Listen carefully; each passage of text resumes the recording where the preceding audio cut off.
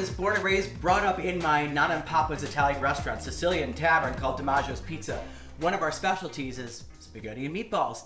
Well, now that I'm plant-based, I can't eat it anymore, but I'm gonna show you a way to make it and do some easy swaps. So I'm using our traditional family recipe, just swapping out plant-based ingredients. Plant-based ground beef, plant-based Italian sausage, plant-based egg. This stuff is so crazy, it actually cooks up and works just like a regular egg, all plant-based.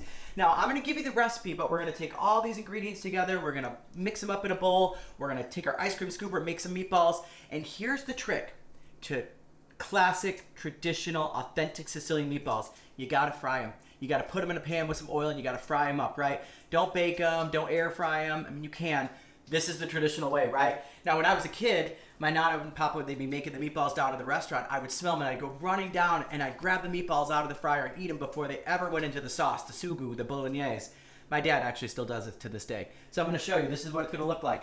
We're gonna take our meatballs, we're gonna put them in a pan with some oil, we're gonna fry them up. See how they get nice and golden brown? This is what you want before you put them in the sauce. But I'm gonna eat them just like this before they go in anyway. So, I made also a plant-based bolognese sauce, which is a traditional pasta sauce with meat, right? And again, just some simple swaps.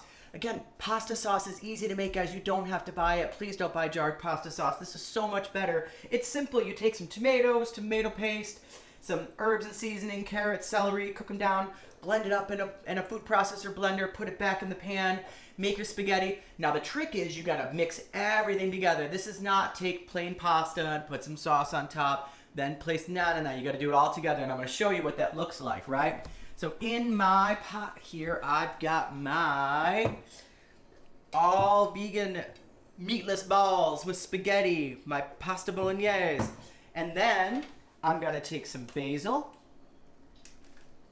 show you an easy way to chop up some herbs. You're gonna roll it up like that, really simple. Get a nice little, we call this a chiffonade. Some fresh basil on there. And I'm going to spoon out my pasta.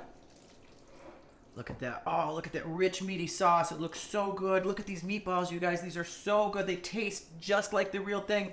I promise you, you could serve these to somebody, they would never know it's not real meat.